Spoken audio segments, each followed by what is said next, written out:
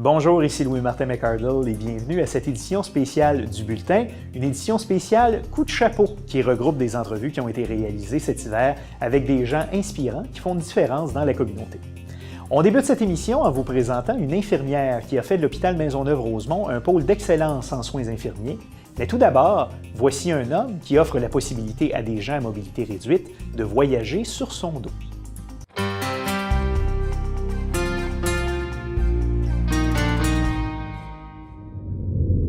5 personnes en situation de handicap s'envoleront prochainement pour l'archipel portugais des Açores, dans l'océan Atlantique, pour des randonnées à dos d'humains. Et aujourd'hui, nous recevons l'instigateur du projet, Jean-François Martin, qui est aussi enseignant en éducation spécialisée au Cégep du Vieux-Montréal. Monsieur Martin, bonjour. Bien, bonjour. Bienvenue au Bulletin. Merci. Alors, c'est une randonnée que vous organisez dans le cadre du stage de vos étudiants, donc en éducation spécialisée. Exact. Dans quel contexte vous est venue cette idée-là, d'organiser une randonnée à dos d'humain? Qui est quand même assez particulier, hein, en effet, comme projet. C'est arrivé...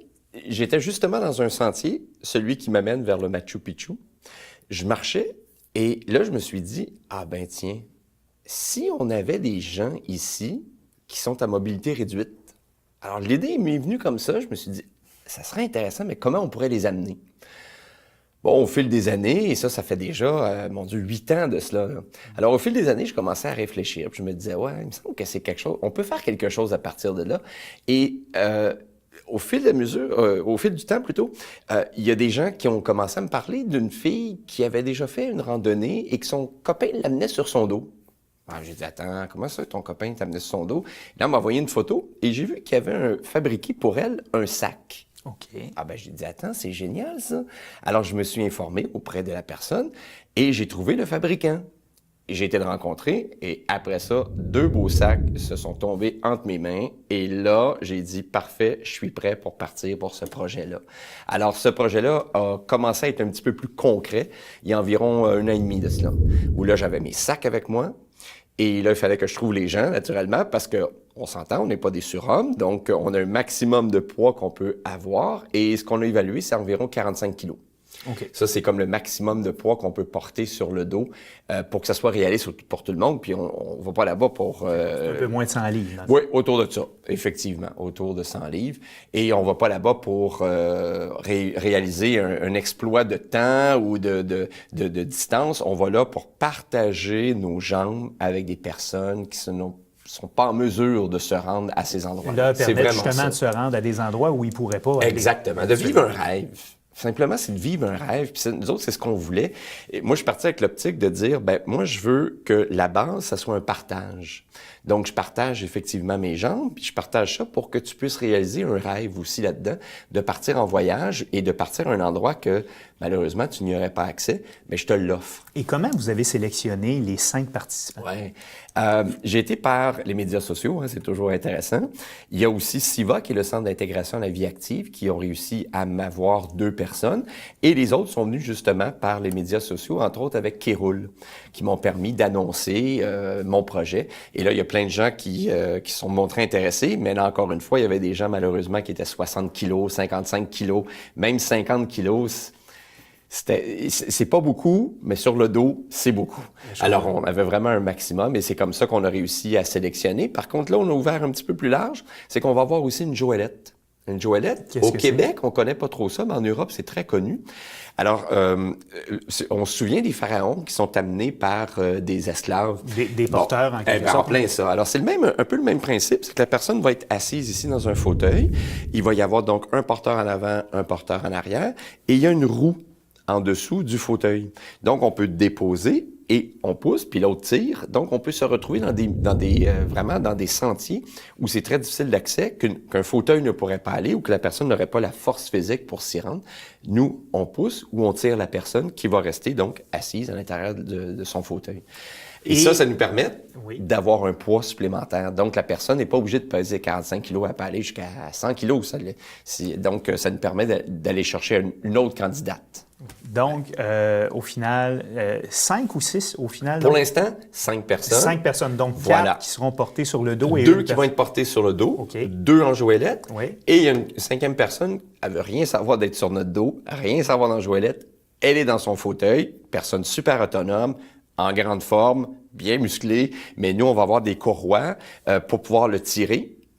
Parfois, il va devoir sortir de son fauteuil pour grimper sur ses fesses pour aller à tel endroit. On va des fois le soulever, mais il veut rien savoir des autres. Puis c'est correct. Ça nous permet justement de montrer la diversité et de montrer que chacun, on peut s'adapter à la réalité de cette personne-là pour lui offrir. Parce qu'aux Açores, c'est quand même, même si ça peut être vallonneux, c'est quand même un peu plus plat que le Machu Picchu. Oui, tout à fait. Vous n'auriez pas monté le Kilimanjaro? Absolument pas. Okay. Absolument pas. Ça n'aurait pas été réaliste. Par contre, c'est sûr que il va y avoir quand même des bons dénivelés. Okay. Mais effectivement, c'est pas une montée au Kilimanjaro. Mais je voulais quand même avoir des bons dénivelés. Sinon, si c'est plat, ben, aussi bien d'y aller en fauteuil, puis il n'y a pas d'excuse, là. Alors, voilà. Et donc, il y a les participants, il y a les porteurs aussi. Donc, ils sont des étudiants dans votre programme. Pour eux, c'est un stage obligatoire? C'était une des options de stage qu'ils avaient? Voilà, c'est un stage de 2e année. C'est une formation de 3 ans. Et j'ai offert ce projet-là à tous les étudiants, en ayant des critères, naturellement. Et il y a des coûts aussi associés à ce voyage. Et là, ben, ceux qui étaient intéressés appliquaient et on a fait une sélection à travers tout ça pour nous permettre d'avoir justement 10 étudiants qu'on va avoir avec nous. J'ai 9 filles, 1 gars. Parce que souvent, on me dit, « Oh, ben là, tu vas voir seulement que les costauds qui vont y aller. » Oui. Pas du tout. 9 filles, 1 gars. Parce qu'est-ce qu'on a besoin de faire de la musculation ou de faire un entraînement particulier? On va se l'avouer, ce sont quand même des filles qui sont très actives. OK? On se pratique actuellement. On se pratique depuis déjà un petit bout de temps pour justement se familiariser avec le poids, se familiariser aussi, surtout, moi, ce que je voulais, c'est le temps qu'on est capable de tenir. Parce qu'encore une fois, on peut pas tenir pendant 3 heures consécutives, c'est inhumain. Alors, on essaie de voir comment on va tenir de temps pour qu'il y ait une rotation, justement, entre les étudiants que j'appelle, moi, des chameaux. Alors, mes chameaux, c'est mes porteurs, pour s'assurer, justement, que ça va être agréable pour tout le monde et que personne ne se blesse non plus, là. C'est pas l'objectif derrière ça. Mais ça prend pas, effectivement, des joueurs de football pour venir faire ça. Et encore une fois, c'est ce que je voulais démontrer. C'est que les adaptations pour permettre une meilleure accessibilité, ben ça peut être accessible à bien des gens et pas nécessairement les costauds puis les gens qui sont vraiment baraqués. Ça peut être aussi des gens peut-être tout à fait normal, mais qui sont prêts à offrir de leur temps, à transpirer aussi, mais pour permettre de partager avec l'autre. Et donc, les participants auront besoin d'amasser des sommes pour pouvoir financer le projet. De combien d'argent chaque participant a besoin? Autour de 2000 $ chaque participant va pouvoir couvrir la totalité des frais, c'est-à-dire déplacement, nourriture et tout ce qui vient avec là-bas. Donc, et lorsqu'on parle des participants, on parle donc des gens qui sont transportés et non des porteurs. On parle de tout le monde. Ah, tout le monde doit investir, doit trouver un 2000 $. Voilà, exactement. Alors, au départ, c'était clair que les gens qui s'inscrivaient devaient débourser un montant d'argent. Et là, ce qu'on fait, c'est des campagnes de levée de fonds pour diminuer justement le montant que ça peut prendre au bout de la ligne. Donc, 15 personnes, 30 000 $. On est 10, 12, à peu près 15 personnes, tout à fait. OK, donc 30 000 $. Ouais. Et comment se déroule votre collecte de fonds jusqu'à présent? C'est toujours difficile, hein? C'est toujours difficile. Ça, je pense que tout le monde a des beaux projets, tout le monde, effectivement, cherche de l'argent. J'ai pas le dernier décompte, mais on est loin du compte de 30 000. On a un site, une page Facebook qui est Les Caravaniers de l'Impossible. Alors, c'est le titre de notre projet, Les Caravaniers de l'Impossible. Et à partir de notre compte Facebook, bien, les gens peuvent effectivement avoir accès à donner des fonds. Et il va y avoir des campagnes. On a eu des ventes de savon. Puis il va y avoir un basketon aussi. On veut aussi jouer au basket en fauteuil roulant. Fait que ça permet aux gens aussi de se sensibiliser à la réalité d'être en fauteuil roulant aussi. Donc, écoutez, on a vu l'adresse Facebook donc au bas de l'écran. Excellent. On vous souhaite la meilleure des chances. C'est bien gentil. Et à vous, à tous vos participants aussi. Et félicitations pour cette belle initiative. C'est à vous qu'on décerne le coup de chapeau de la semaine. Merci, monsieur. Merci à vous. Infirmière depuis plus de 30 ans, notre invitée a reçu cet automne l'insigne du mérite, qui est la plus haute distinction de l'Ordre des infirmières et infirmiers du Québec, après avoir consacré l'essentiel de sa carrière à offrir des soins aux personnes âgées. Et c'est à elle que nous décernons notre coup de chapeau de la semaine, Madame Odette Roy. Madame Roy, bonjour. Bonjour. Merci d'avoir accepté notre invitation. C'est un plaisir pour moi d'être avec vous. Vous avez consacré l'essentiel de votre carrière aux soins pour les personnes âgées. Pourquoi? Qu'est-ce qui représente pour vous cette clientèle-là? La clientèle personne âgée, je vous dirais que c'est un coup de cœur. dès le début, finalement, de ma carrière. Alors, pour moi, ça m'a permis non seulement de découvrir cette spécialité, qui n'en était pas une à l'époque, en 78, et aussi, finalement, d'avoir ce privilège de côtoyer, de soigner des personnes âgées, mais dans différents milieux. Alors, moi, j'ai exercé, finalement, à l'hôpital, aussi, finalement, à domicile, et aussi dans les centres d'hébergement. Alors, ça a été pour moi une carrière là, extrêmement prolifique, dû au fait de non seulement de découvrir le soin, qu'est-ce que ça revêtait finalement le soin aux personnes âgées, mais aussi d'aller me perfectionner pour vraiment mieux les soigner. Parce que je vous dirais qu'il y a 30 ans, on n'avait pas cette sensibilité aux soins des personnes âgées comme nous l'avons maintenant. Et justement, comment ça a évolué durant les 30 dernières années, les soins pour les personnes âgées? Ben moi, j'ai l'impression que ça a évolué avec tout aussi la situation sociale, dû au fait qu'on a de plus en plus de personnes âgées. Et on aussi vit avec... plus longtemps. On vit plus longtemps. Et aussi, finalement, cette sensibilité qui nous amène à avoir un soin le plus adapté pour les personnes qui sont âgées et très âgées. Je vous dirais, finalement, les personnes que j'ai soignées en tout début de carrière et celles, finalement, que j'ai soignées, finalement, à la fin et que je côtoie toujours, ils sont très différentes. Comme vous dites très bien, les gens vieillissent, vieillissent. Et aussi, finalement, les personnes âgées, ce qui était une personne âgée il y a à peine 30 ans, et ce qu'on définit comme une personne âgée maintenant, c'est vraiment extrêmement différent. Alors, il y a beaucoup de défis reliés au fait à des personnes qui sont plus âgées. Et est-ce que oui. je me trompe en disant que les oui. gens en général sont généralement plus malades plus longtemps en vieillissant? C'est-à-dire que on peut passer une dizaine, une quinzaine d'années, par exemple, avec des terribles maladies comme l'Alzheimer, tout ça, et mais on reste longtemps malade. Est-ce que c'est une mauvaise interprétation? Votre questionnement est très juste parce que c'est vrai qu'on façonne le vieillissement comme un regard négatif. Et on a l'impression que les gens vivent plus âgés et plus malades.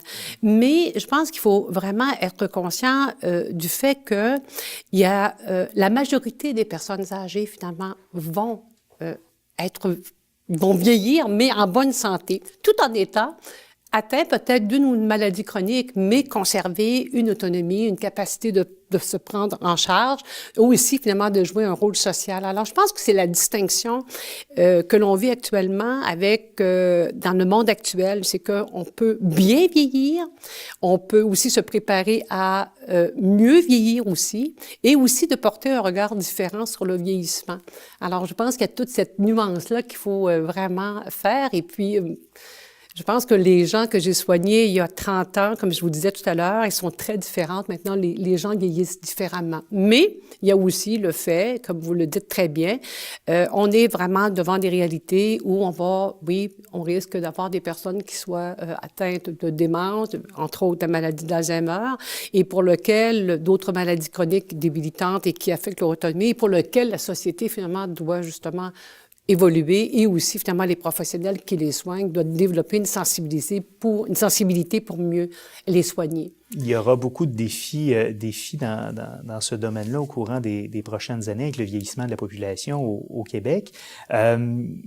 Dans un autre ordre d'idées, l'Ordre des infirmières et infirmiers du Québec, je le disais d'entrée de jeu, vous a décerné l'insigne du mérite, donc que vous portez en ce moment sur vous.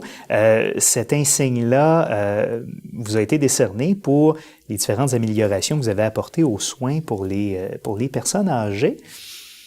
Quelles sont justement ces améliorations-là, ces accomplissements-là?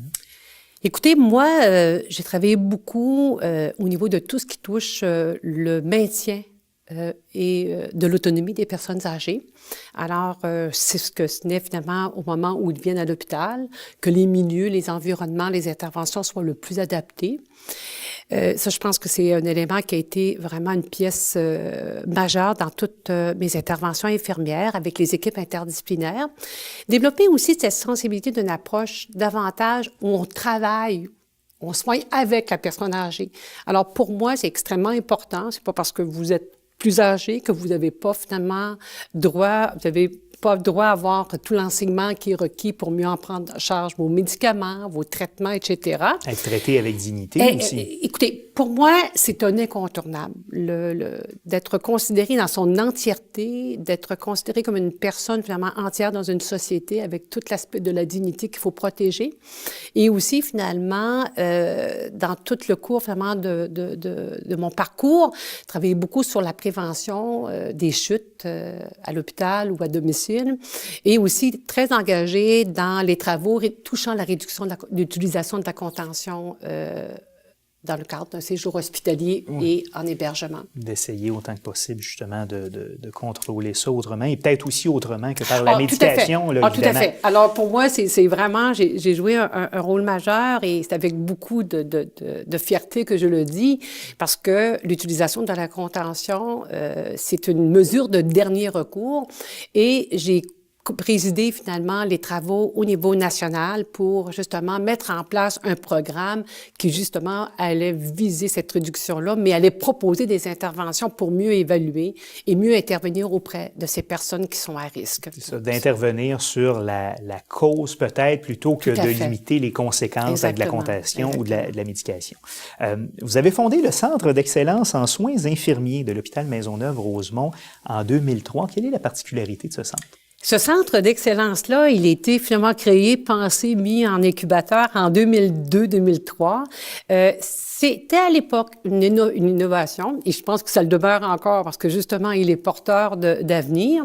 Alors, l'idée ici, c'était de créer un centre d'excellence en soins infirmiers qui, justement, serait un carrefour des savoirs, où on aurait vraiment un lieu privilégié où l'ensemble des infirmiers et infirmières, indépendamment de l'unité de soins où ils travaillaient, ou aussi indépendamment des fonctions qu'ils occupaient, pouvaient jouer un rôle vraiment majeur dans tout ce qui touche le questionnement de nos pratiques infirmières. Alors, l'idée pour moi, c'était vraiment de vraiment créer un lieu où les infirmières pourraient partager, échanger, discuter sur des pratiques, si ce n'est que de dire, écoute, pourquoi on fait ça? Puis est-ce que c'est toujours à jour, finalement, de faire telle intervention infirmière, par exemple, réveiller un patient pour s'assurer que sa douleur est soulagée, la qualité du sommeil. Alors, c'est vraiment dans ce contexte-là où le questionnement de pratique est majeur parce que le questionnement, c'est la base du changement.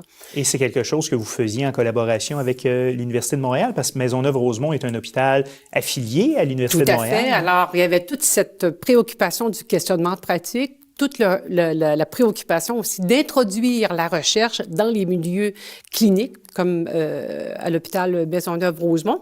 Alors, toute cette alliance-là avec la Faculté des sciences infirmières était déterminante. Je suis toujours finalement professeur associé là-dedans. Alors, le développement de la recherche est une priorité. Alors, à partir du moment où on reconnaît tout le caractère scientifique d'un savoir, à ce moment-là, ça nous permet d'amorcer des changements sur le terrain.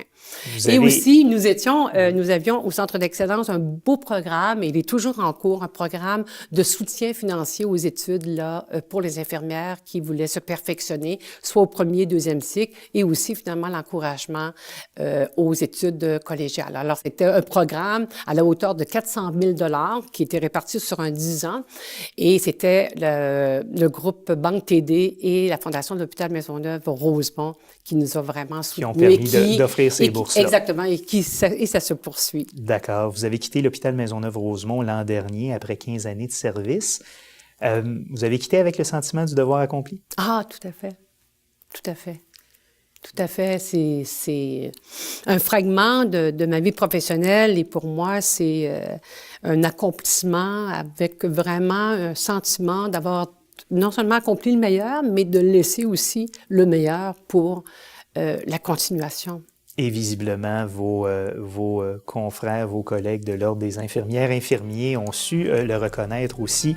Madame Roy, merci d'avoir été là et c'est à vous qu'on décerne notre coup de chapeau cette semaine. Merci beaucoup. Merci à vous. Restez avec nous, cette édition spéciale du Bulletin vous revient tout de suite après la pause.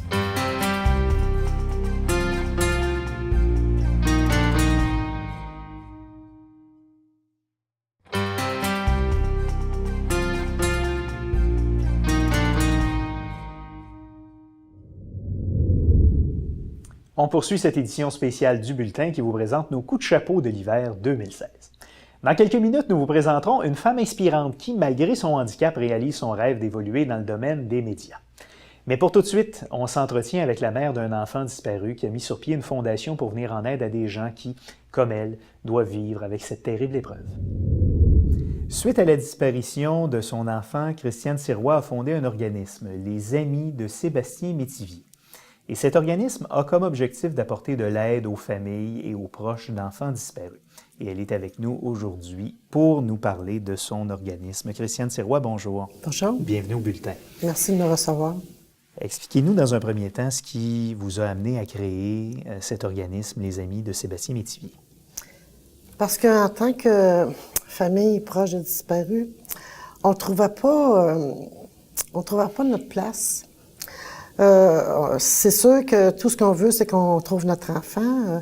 Il y a des organismes qui s'occupent de ça, sauf que les parents, les frères, les sœurs sont oubliés. Ils ne sont pas reconnus par le système. Moi, je ne suis pas une victime. D'après Yvac, c'est pas moi la victime, c'est mon fils. Donc, l'indemnisation des victimes d'actes criminels, vous n'êtes pas une victime de la disparition de votre enfant. C'est ça? Donc, vous n'avez pas droit aux indemnités ou à l'aide ou au support psychologique? J'ai rien de ça. Okay. J'ai le droit à rien de ça. Puis moi, lorsqu'on m'a déclaré ça, j'ai dit une madame qui se fait voler sa sacoche sur la rue est victime d'un acte criminel. Là, ils m'ont dit, bien sûr, mais c'est pas elle qui s'est fait voler, c'est sa sacoche. Donc, j'avais trouvé que c'était ridicule. J'ai voulu leur montrer, c'est comme ça, vous me parlez. Donc, puis de plus elle, Yvac, quand il retrouve un enfant décédé, il donne 2500 $ pour l'enterrer. Je ne sais pas si vous savez comment ça coûte enterrer quelqu'un. Qui est la prestation de base, si je ne m'abuse, de la Régie des rentes pour une personne décédée. Oui. Donc, en faisant le tour de toutes ces émotions assez violentes, j'ai fait la démarche d'aller au repos Saint-François d'Assise leur demandant s'ils pouvaient donner un terrain pour les enfants disparus retrouvés décédés, que les parents n'ont pas le sou nécessaire. Parce qu'une fosse commune, savez-vous que 10 ans après, ils nettoient la fosse commune, donc il n'y a plus de traces, du défunt. Donc, c'est important pour les parents, pour être capables de faire leur deuil, justement, d'avoir un lieu pour aller se recueillir sur la tombe de leur enfant. Sur notre pamphlet, vous voyez le monument, puis le repos Saint-François d'Assise a répondu positivement. On a déjà des enfants qui sont là. On reviendra un peu plus tard à justement ce monument-là, puis la contribution du cimetière. Je veux savoir quel type de service ou quel type d'aide vous offrez aux familles d'enfants disparus?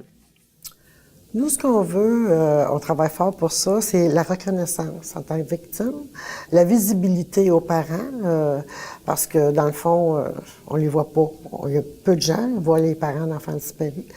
Donc, on travaille très fort pour essayer d'avoir un local, pour avoir un point de repère pour ces gens-là, pour qu'ils puissent se rassembler, se réunir.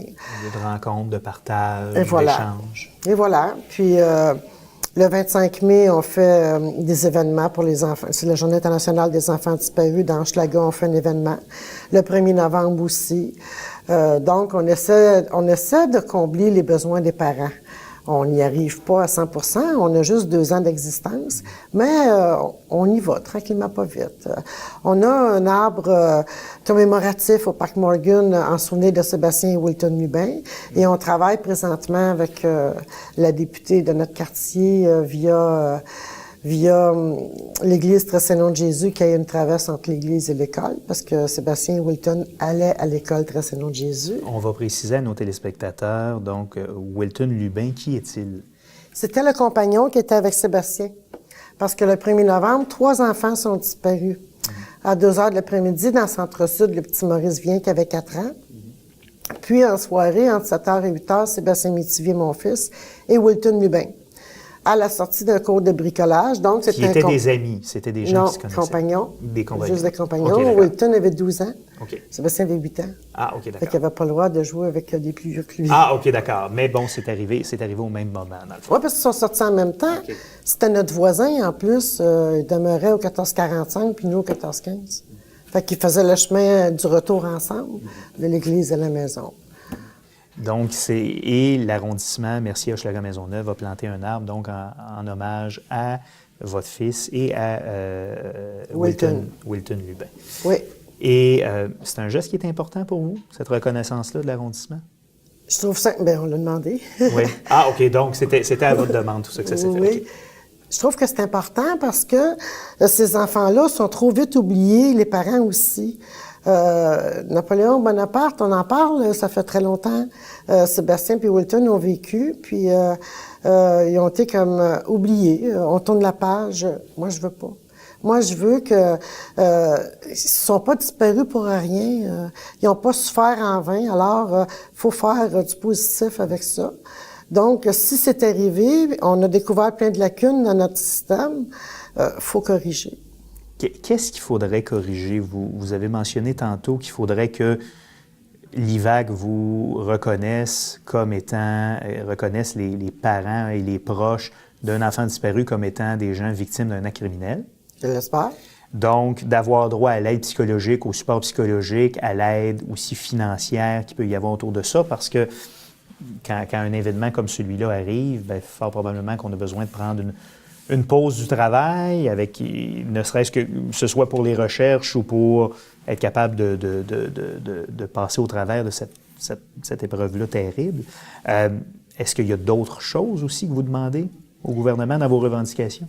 Tout à fait. J'aimerais avoir un escouade spécial jeunesse pour les enfants disparus, mais pas juste pour les enfants disparus, pour les disparus, autant adultes qu'enfants. Donc une escouade policière, que ce soit de la SQ ou de la Police de Montréal, spécialisée dans les recherches de personnes disparues. Oui, Okay. Parce que présentement, c'est les crimes majeurs qui ont le dossier de Sébastien et des autres enfants disparus.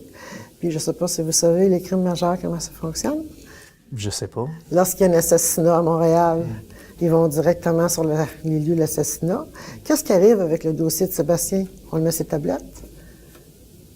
Donc, d'avoir des gens au-delà de l'escouade qui est spécialisée, donc qui a les techniques pour démarrer les recherches plus rapidement, essayer autant que possible de les retrouver, d'avoir des gens qui vont s'y consacrer et de ne pas se retrouver avec des dossiers qui vont toujours être en dessous de la pile parce que il y a d'autres cas peut-être plus urgents, disons ça comme ça. C'est ça qu'on nous dit. Oui. Nos dossiers, c'est des cold cases. Okay. Donc, et ça fait combien de temps que votre fils est disparu? 31 ans. 31 ans. Il y a le repos Saint-François d'Assise qui vous a offert un lot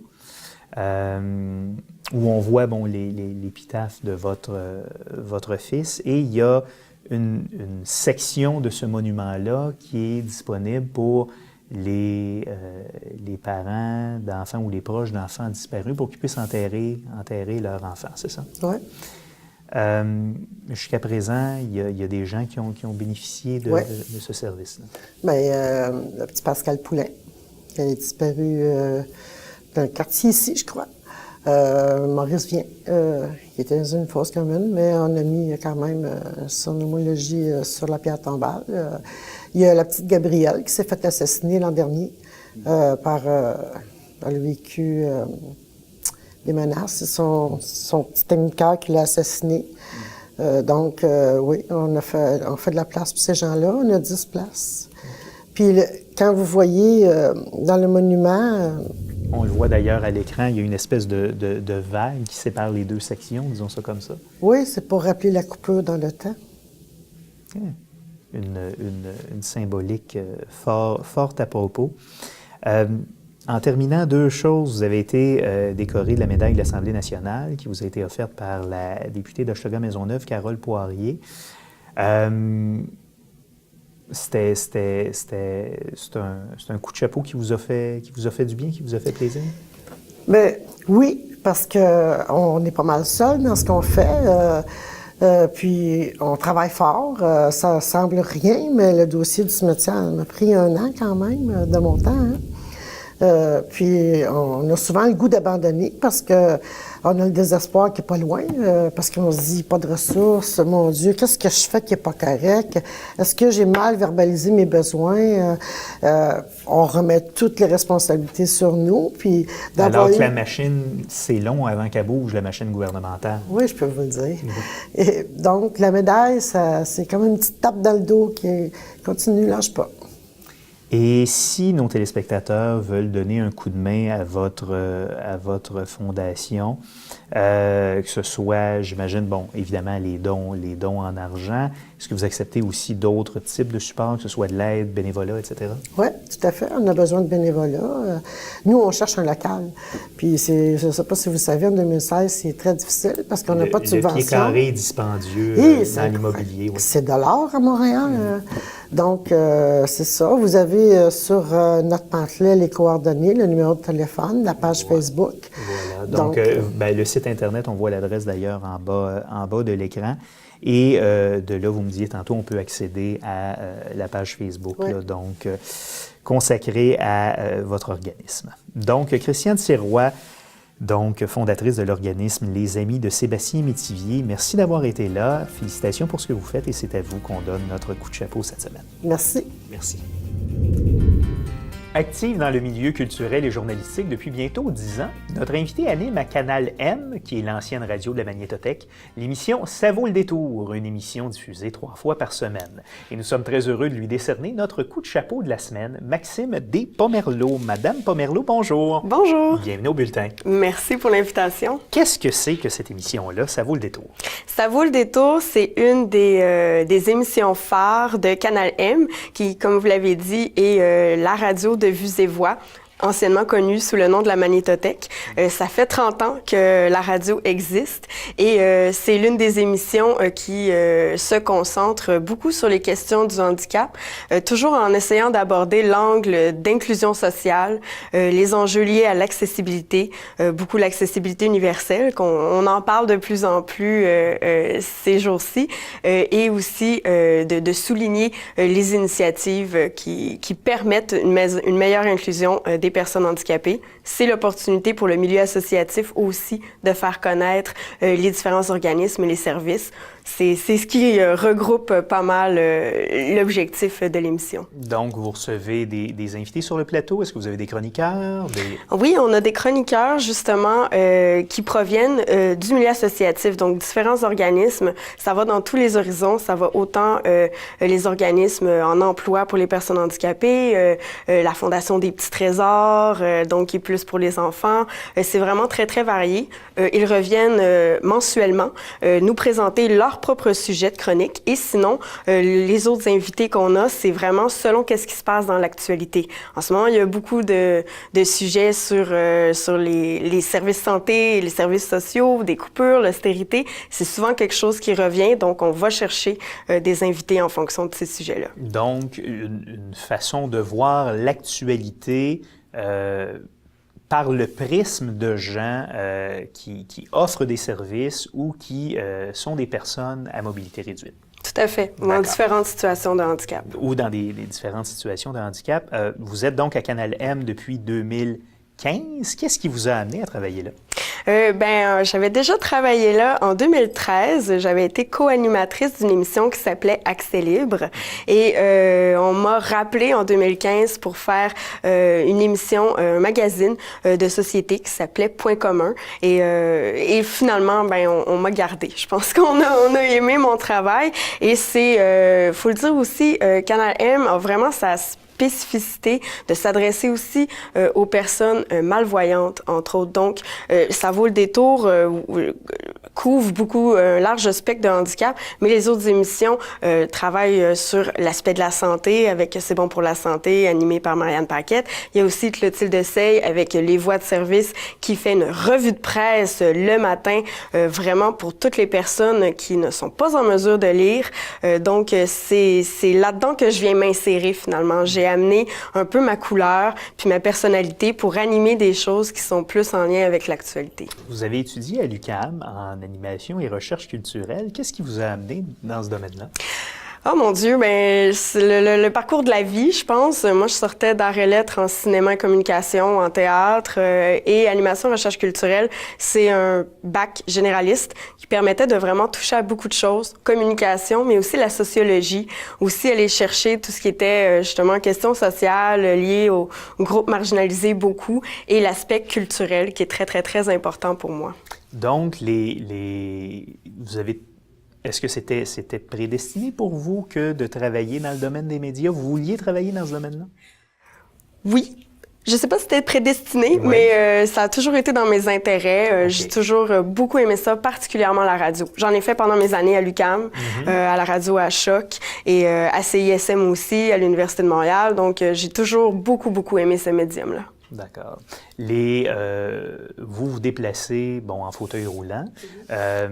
Est-ce que ça a été plus difficile pour vous que de compléter vos études, que ce soit au cégep, à l'université, ou même plutôt par la difficulté qu'il peut y avoir à se déplacer en fauteuil roulant?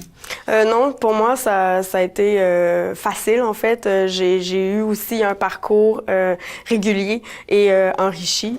Donc, il n'y a jamais eu de problème au niveau de la mobilité. Je sais que ça peut être un obstacle pour plusieurs personnes, mais ça n'a pas été mon cas. La conciliation santé-études et même santé-travail, dans mon cas, elle se fait très, très bien. Donc, il n'y a pas eu de difficulté de ce côté-là. Par Non. contre, l'accessibilité universelle, vous en parliez tantôt, je ne crois pas qu'on est prêt d'y arriver. En tout cas, je ne crois pas que tout est accessible ou facilement accessible aux personnes à mobilité réduite. Votre point de vue sur le sujet? Mon Dieu, combien on a de temps? Mais il y en Il a... nous reste 4 minutes. C'est ça. Il y en a beaucoup à dire. Moi, je viens du Saguenay. Ça fait 10 ans que je suis à Montréal. Et c'est sûr que j'ai vu quand même les choses évoluer depuis que je suis arrivée. Mais pour moi, la question de la mobilité et de l'accessibilité, c'est vraiment beaucoup les transports. C'est quelque chose qui vient beaucoup me chercher. Je trouve que maintenant, on définit la participation sociale des gens se fait beaucoup selon leur mobilité, comment ils peuvent se rendre du point A au point B, comment ils peuvent sortir de chez eux, participer à la vie citoyenne. Et la question du transport est vraiment fondamentale. Je trouve on traîne la patte à Montréal. Pour avoir voyagé ailleurs, j'ai vu des meilleurs exemples.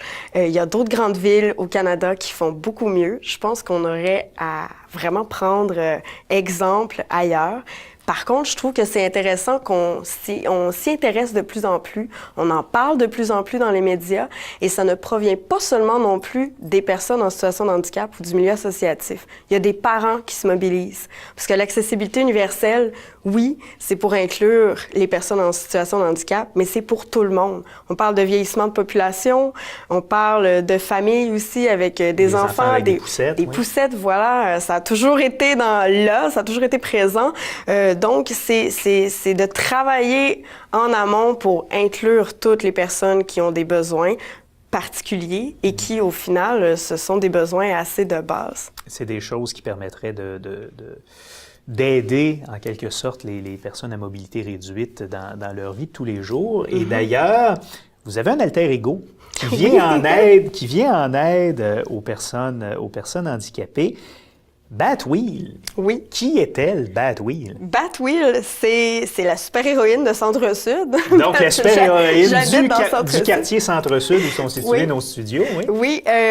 Oui, Batwheel, c'est mon alter ego. C'est une super-héroïne en fauteuil roulant qui sauve les personnes handicapées.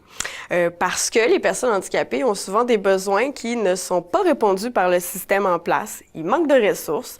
Et donc, vont choisir de faire appel à Batwheel, mais finalement, ce qu'on peut se rendre compte quand on suit un peu Batwheel, c'est qu'elle aussi est aux prises avec les mêmes problèmes. Donc, elle peut pas sauver vraiment les gens tout de suite. Elle a besoin du transport adapté pour aller sauver quelqu'un, ou finalement, si une personne aveugle a besoin d'elle et reste dans un deuxième étage, Batwheel ne peut pas avoir accès au deuxième étage. Donc, c'est un court-métrage que j'ai fait, qui a sorti en 2013 et que j'ai fait avec Jessie Poulain, que j'avais rencontré au cégep en cinéma. Et ça nous permet d'aborder ces enjeux-là avec un angle humoristique. C'est très inspiré des super-héros de Batman, évidemment, ouais. et les super-héros qu'on voit à la bande dessinée. Donc, ça nous permet de faire une petite critique sociale, de taper un peu sur les doigts, mais de manière humoristique. Ça fait 3 ans que ce court-métrage-là a été tourné. Est-ce que vous avez vu une évolution positive? De la situation? Oui. Non, mais je pense qu'il s'insère dans un discours. Je pense qu'il peut contribuer à changer la perception des gens sur les personnes handicapées, entre autres parce que c'est pas une image misérabiliste, comme on a malheureusement on tend à voir dans les médias. Donc là, de mettre une position de force, d'empowerment, de leadership dans un petit personnage qui va rester pris dans la neige quand même pour aller sauver quelqu'un, ça change beaucoup la perception. Par contre, sur le terrain, dans la vraie vie, si vous me permettez l'expression, est-ce que vous avez vu une évolution positive au courant des 3 dernières années de l'accessibilité universelle, que ce soit justement les trottoirs plus larges dont on a déjà parlé, le déneigement qui est plus adéquat. Est-ce que vous avez vu une évolution dans le quartier Centre-Sud dans lequel vous habitez? Dans le quartier, oui. Il y a quand même certains arrangements, ne serait-ce que des nouveaux commerces qui ouvrent et qui sont accessibles. Ça, c'est déjà une sensibilisation qui a fait ses preuves, qui a fait son chemin. Le fait que les gens soient attentifs dans le quartier aussi, il y a beaucoup de personnes âgées, il y a des jeunes familles de plus en plus qui viennent s'installer. Le fait qu'on fasse attention à rendre aussi accessibles les services, c'est quelque chose qu'on remarque. Par contre, c'est quelque chose qui est du un par un, c'est de l'individuel. C'est les gens qui prennent ces initiatives-là. Et je pense qu'on a besoin d'aller plus loin et d'exiger des choses qui vont provenir du municipal. Une politique qui viendrait, qui serait votée par le conseil municipal. Oui, exactement. Je pense que c'est ce qui manque un peu pour entériner les bonnes initiatives des gens. Donc voilà, ce sont des dossiers, des enjeux que vous allez suivre à l'antenne de Canal M à l'émission Ça vaut le détour, donc du lundi au mercredi à midi. Pour nos téléspectateurs qui ne savent pas comment capter Canal M, comment on fait pour écouter les émissions? Canal M, c'est sur le web, donc c'est vraiment la radio de vuesetvoix.com et on peut aller chercher l'onglet Canal M et c'est aussi sur la télé numérique. Donc, dépendamment de notre câbleau distributeur, et c'est gratuit. Tout le monde y a accès partout au Canada. Donc, à la fois sur le web et à la fois sur la télévision, on peut nous attraper comme ça. Alors, Maxime Despomerleau, merci d'avoir été là et félicitations pour ce que vous faites et on vous décerne notre coup de chapeau de la semaine. Merci beaucoup. Merci. Restez avec nous, on conclut cette édition spéciale du Bulletin après la pause. À tout de suite.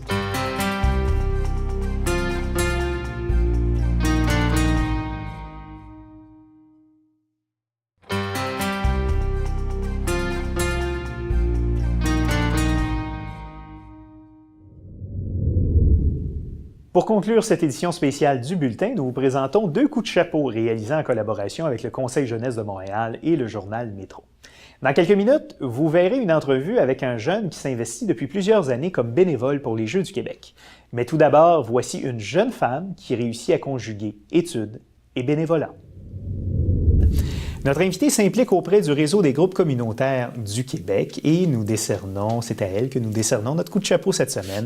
Tania Michel Contente. Madame Contente, bonjour. Bonjour, Monsieur Louis-Martin, ça va bien? Oui, ça va, merci. Bienvenue au Bulletin. Merci. Pour débuter, quelle est la mission donc du réseau des groupes communautaires du Québec? Oh, ben, premièrement, je voulais vous dire un gros merci de m'accueillir ici. Je suis vraiment contente d'être présente. Ça nous fait plaisir. Les groupes communautaires du Québec, le Québec Community Group Network, c'est un groupe communautaire qui a 40 organismes et chapeaute ces 40 organismes-là et c'est pour promouvoir du bilinguisme au Québec. Et c'est ce qu'ils font en gros. Ils ont ce projet auquel je suis impliquée qui s'appelle Les Jeunes Québécois aux commandes. Et c'est un projet bilingue financé par le patrimoine canadien. D'accord, parce qu'au départ, cet organisme-là regroupe surtout des organismes qui sont des organismes traditionnellement impliqués auprès de la communauté anglophone. C'est bien ça? Oui. D'accord. Quel est le projet Jeunes Québécois aux commandes? Si je ne m'abuse, vous êtes la coordonnatrice régionale pour le Grand Montréal du projet. Oui, exactement. Alors, en quoi ça consiste? Bon, c'est un projet qui implique des jeunes de 15 à 25 ans. On accepte les jeunes jusqu'à 30 ans, mais bon, on essaie d'avoir des restreintes imposées par le patrimoine canadien. Et c'est un projet qui donne une place aux jeunes pour pouvoir discuter de divers sujets en politique. Et ça leur donne l'opportunité de s'impliquer d'une façon où ils peuvent démontrer de l'engagement civique et de la participation citoyenne, qui sont pas vraiment des choses que les jeunes, des fois, qui seraient dans leur vie de tous les jours. Okay. Et est-ce qu'il y a un défi particulier pour les Québécois anglophones, pour les intéresser à la politique? Est-ce que c'est pour ça qu'un programme comme celui-là a été mis sur pied? Je pense que c'est un défi intéresser des jeunes à la politique. En général, on s'entend, oui, tout à fait. Oui, c'est ça. Moi, je termine un bac en sciences politiques puis en affaires publiques, puis c'est pas vraiment des sujets qui sont super courants comme discussion, c'est les jeunes. Fait que le but, c'est justement de ramener des jeunes, d'essayer de faire en sorte qu'ils discutent de systèmes en particulier, parce que le forum étudiant, c'est un forum qui est centré sur 6 thèmes. Les 6 thèmes sont, je les ai ici avec moi, c'est l'identité canadienne, l'économie, les Autochtones du Canada, les enjeux sociaux et environnementaux, le Canada dans le monde et la politique et la démocratie. Donc, comme vous pouvez voir, c'est quand même des sujets assez variés. Des sujets vastes. Ça demande un peu de réflexion politique de la part des jeunes. Tout à fait. Donc, vous êtes financé en partie par Patrimoine canadien. Je vois que vous avez aussi un partenariat avec l'Institut du Nouveau Monde. Oui, exactement. D'accord. Donc, l'Institut qui vous apporte une aide financière, logistique? L'Institut du Nouveau Monde, je peux pas vraiment parler au sujet si jamais il apporte un support financier, mais ils sont un partenaire du projet, donc ils apportent l'appui et ils sont là pour nous aider à discuter des idées et de justement faire en sorte que le projet se déroule bien. Cette année, le projet aura lieu en conjonction avec un événement de l'Institut du Nouveau Monde, fait que c'est intéressant, ça va rassembler encore plus de jeunes ensemble. D'accord. Madame Contante, vous êtes, donc, je le disais tantôt, coordonnatrice régionale pour le Grand Montréal de ce projet-là. En quoi consiste votre rôle?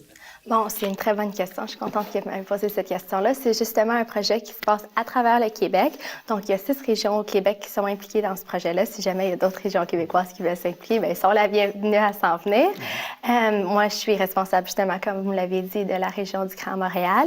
Il y a des coordonnateurs et des coordonnatrices qui font partie de la capitale nationale à Québec, de l'Outaouais, de l'Abitibi-Témiscamingue, et des cantons de l'Est. Et en gros, c'est ça. On communique ensemble, tous les coordonnateurs et les coordonnatrices, pour faire en sorte que les jeunes à travers le Québec discutent de ces systèmes-là.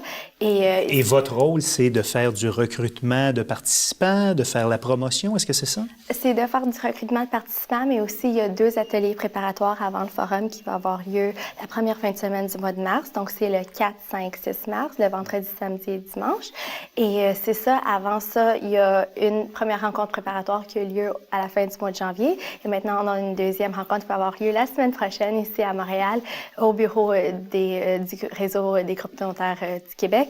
Et c'est justement une place où les jeunes vont pouvoir discuter de ces sujets-là, les systèmes que je vous ai parlé, puis les développer et les explorer un peu plus de façon plus approfondie. Pour se préparer, dans le fond, pour l'événement qui viendra plus tard. Oui, exactement. D'accord. Pourquoi c'est important un projet comme celui-là? Bien, c'est important pour plusieurs raisons. C'est une bonne manière pour que les jeunes se rassemblent, pour qu'ils connaissent des personnes, tu sais, d'autres parties dans le monde. Moi, quand j'avais 15 ans, malheureusement, tu sais, j'avais pas d'amis qui habitaient en Abitibi-Témiscamingue. Là, j'en ai parce que l'année passée, j'étais participante à ce projet. Puis cette année, j'ai décidé de m'impliquer un peu plus parce que j'ai tellement aimé mon expérience. Puis il y a des conférenciers qui sont tellement intéressants. Il y a Via Rail aussi, la compagnie ferroviaire qui est un des partenaires de projet. Donc, eux autres, ils permettent aux jeunes de voyager entre les 6 régions québécoises et de s'en venir à Montréal ou au lieu où la conférence va avoir lieu. Cette année, c'est à Montréal, mais l'année passée, c'était à la Ville de Québec. Et je pense que pour l'année 2017, ça va être en Outaouais. Donc, il y a déjà une édition 2017 qui s'en vient. Oui. D'un point de vue personnel, vous impliquez dans un organisme comme celui-là, parce que vous êtes aussi impliqué par le passé à l'Institut du Nouveau Monde, dans un centre communautaire pour la communauté d'origine açorienne, donc les gens qui viennent des Açores, les îles portugaises là, qui sont dans l'Atlantique. C'est très beau comme place. Oui, j'en doute pas. Qu'est-ce qui vous intéresse à vous impliquer comme ça bénévolement dans des organismes? Bien, ça, c'est une très bonne question aussi. Donc, c'est ça. Moi, mon grand-père, il était un des 4 fondateurs du Centre communautaire astorien à Montréal. Donc, j'ai toujours grandi dans ce milieu-là. Fait que c'était pas mal normal, c'est que je poursuive mes études de bac en faisant un double majeur en sciences politiques puis en affaires communautaires parce que c'est justement relié à des sujets qui m'intéressent. Puis ma mère, elle est prof de primaire puis elle s'est toujours impliquée aussi dans des comités sociaux puis étant représentante syndicale à son école. Fait que c'est quelque chose où qui a fait partie de ma vie. Et naturellement, ensuite de ça, quand l'opportunité est venue de vous impliquer à l'Institut du Nouveau Monde, c'était la même chose, c'est un cheminement naturel pour vous. Oui, exactement. À l'Institut du Nouveau Monde, je suis sur le comité de pilotage de jeunes femmes et engagement. C'est super important qu'il y ait des jeunes femmes, spécialement d'origine ethnique, impliquées dans des comités de pilotage à Montréal. À mon avis, oui. Si vous aviez à convaincre nos téléspectateurs, nos jeunes téléspectateurs, de s'impliquer bénévolement dans des organismes, dans des causes qui leur tiennent à cœur, qu'est-ce que vous pourriez leur dire pour les inciter à s'impliquer? Bon, ben, premièrement, allez-y, impliquez-vous. Ça va de soi. C'est comme, tu sais, une chaîne, comme un effet domino, je devrais dire. Tu sais, quand on s'implique dans une activité, on va vouloir s'impliquer dans une autre activité. Tu sais, on devient vraiment accro là-dedans. Moi, j'ai toujours aimé ça, m'impliquer, comme je vous ai mentionné. J'ai fait partie d'organismes comme le Parlement jeunesse du Québec, le Jeune Conseil de Montréal et maintenant les Jeunes Québécois aux commandes. Donc, comme vous voyez, tu sais, ça s'enchaîne tout seul et on fait des super belles amitiés. Et étant des jeunes, c'est toujours important de faire des contacts, faire un peu de networking, de réseautage. Donc, ça aussi, ça l'aide pour l'épanouissement professionnel d'une personne. C'est très utile. Et c'est juste vraiment amusant. Donc, je les encourage à s'impliquer. Donc, autant professionnellement, ça peut vous amener de l'expérience, des réseaux de contacts, autant personnellement, c'est valorisant. Oui, justement. Vous avez tout résumé. Bien, c'est bien ça. Est-ce que vous êtes tenté dans le futur par une carrière en politique? Ah, c'est une bonne question. On laissera les futures années déterminer ça, oui. Bien, c'est bon. Tania Michel-Contente, merci beaucoup d'avoir été là. Félicitations pour votre travail et vous êtes notre coup de chapeau de la semaine. Merci beaucoup et c'est moi qui vous donne un coup de chapeau pour cette opportunité. Bien, merci à vous. Merci. Passionné de sport, notre invité est bénévole pour les Jeux du Québec depuis maintenant 7 ans. Et chaque année, il n'hésite pas à se déplacer où les Jeux se déroulent un peu partout au Québec afin de donner un coup de main pour la tenue de cet événement. On décerne notre coup de chapeau cette semaine à Jérémy Fairfield. Monsieur Fairfield, bonjour. Bonjour. Bienvenue au bulletin. Merci beaucoup. Qu'est-ce qui vous a amené à vouloir vous impliquer au sein des Jeux du Québec? En fait, j'ai été bénévole probablement toute ma vie. Depuis l'âge de 12 ans, j'ai commencé à être bénévole. Puis, entre autres, j'ai commencé à m'intéresser au sport et j'étais athlète moi-même étant adolescent.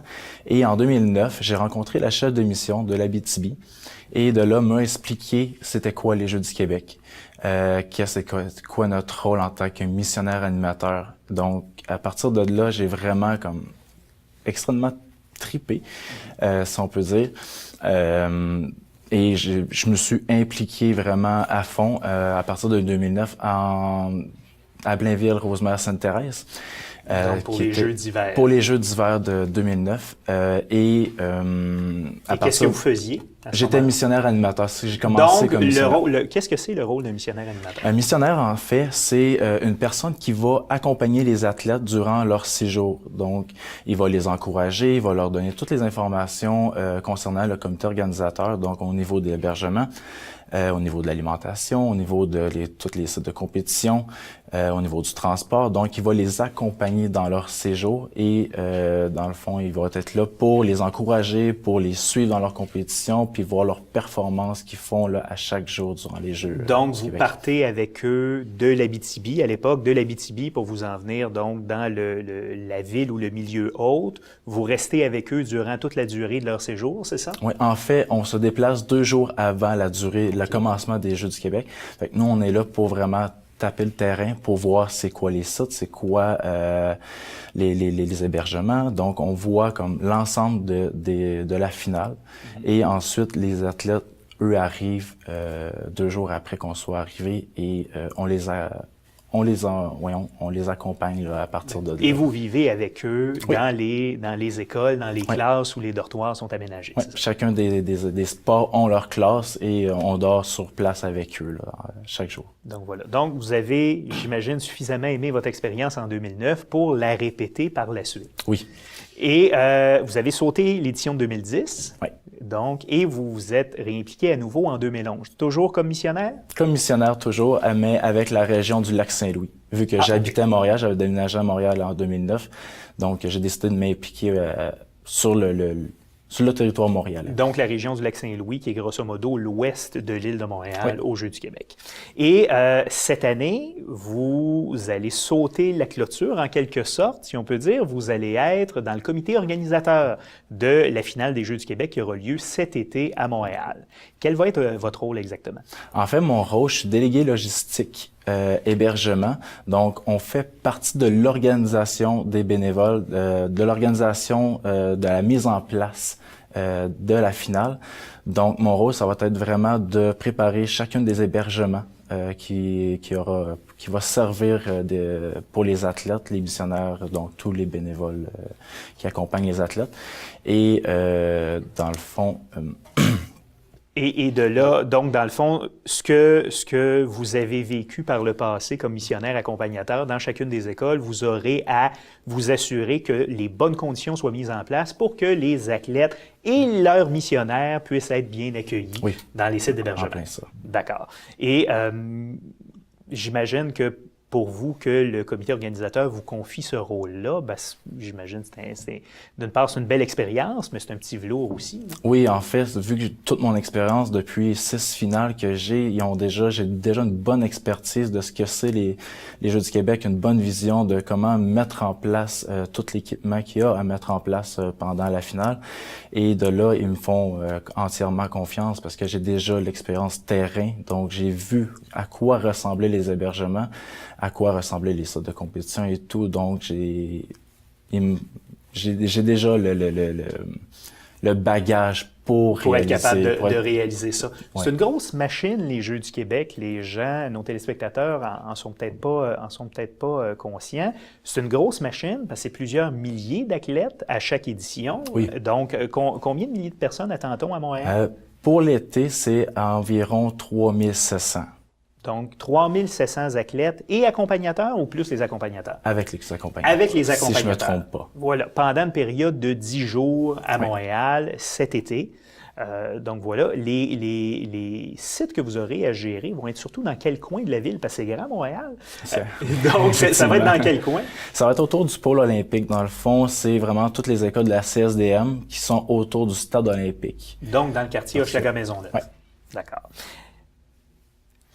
Si vous aviez à résumer les Jeux du Québec en une phrase ou deux, qu'est-ce que ça représente, autant pour vous que pour les jeunes athlètes qui y participent? Je dirais unique dans son genre. Un événement qui est vraiment au-delà de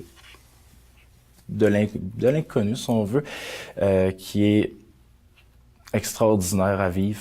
Puis c'est un événement qu'il faut réellement participer pour comprendre la dynamique des Jeux du Québec. Et cette dynamique-là, on parle beaucoup dans le langage, dans les grandes compétitions multisports, on va parler de la famille olympique. Il y a la famille des Jeux du Québec qui existe aussi.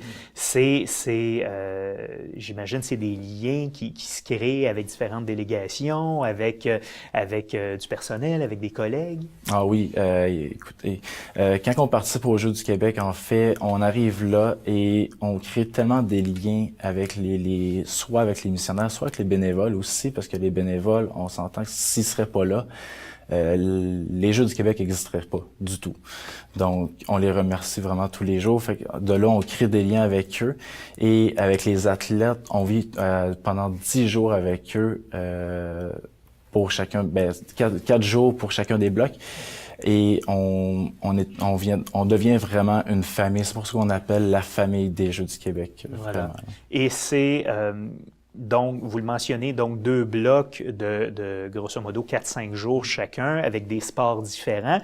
On y viendra tantôt en fin d'entrevue pour ceux qui veulent avoir plus d'informations sur les dates, les lieux, tout ça. Parfait. Il y a un site Internet qu'on peut visiter. Mais avant, j'aimerais ça vous entendre quelques anecdotes de votre participation au fil du temps aux Jeux du Québec. Je ne sais pas si ça se demande, mais le plus beau milieu hôte, la plus belle ville, le plus bel accueil, c'était à quel endroit? C'est à Saguenay. Avec C'est Saguenay, en ok. 2013, il y a 3 ans. Quand on va dans les régions, contrairement à Montréal, Québec et tout ça, dans les régions, c'est l'événement de la région. Donc, les gens, les bénévoles sont tellement contents de nous voir arriver, sont contents de nous accueillir. Puis c'est ce qui était vraiment beau de voir quand on est arrivé là-bas, c'est l'enthousiasme qu'il y avait de nous accueillir dans leur région, puis de nous montrer c'est quoi leur culture, c'est quoi c'est quoi leur comment je pourrais dire Leur savoir-faire, oui. j'imagine aussi, Oui. leur talent, tout ça, parce que souvent, autant la cérémonie d'ouverture, de clôture, ça met en valeur les talents, les talents de la région. Est-ce que vous avez découvert un sport en particulier que vous ne connaissiez pas du tout et que, au fur et à mesure des Jeux du Québec, vous êtes mis à apprécier ce sport? Il y a le sport. En fait, il y a la nage synchronisée que je connaissais très peu, que je prends surtout à chaque jeu d'hiver. Mais sinon, c'est l'athlétisme. J'ai commencé, après avoir commencé les Jeux du Québec, à faire du cross-country au cégep puis à l'université. Puis j'apprécie énormément ce sport-là. C'est vraiment mon sport par excellence là, pour m'enfuir là, de la réalité. Là. Oui. Et est-ce qu'il y a une anecdote, un moment cocasse, quelque chose qui est survenu au fil de vos participations aux Jeux du Québec, quelque chose de mémorable? À mon souvenir, il y en a tellement, les jeux, c'est comme vraiment trop extraordinaire. Fait qu'on a vraiment trop de moments, mais c'est le moment qu'on apprécie vraiment le plus, c'est quand on s'en va aux jeux, c'est de retrouver notre gang, notre région dans le fond, parce que on se voit pas tous les jours. Donc c'est vraiment notre moment à nous, c'est notre moment qu'on se retrouve là-bas, puis il y a pas de passer du temps avec eux vraiment là, c'est comme extraordinaire là, vraiment. Donc, les Jeux du Québec auront lieu, donc la finale des Jeux du Québec aura lieu cet été à Montréal. C'est de quelle date à quelle date? Du 17 au 25 juillet 2016. Et il y a une signification à tout ça. Ça concorde avec la date de la cérémonie d'ouverture des Jeux olympiques de 1976. En fait, oui, en plein ça. Ça va être le 40e anniversaire des Jeux olympiques, entre autres. Donc voilà.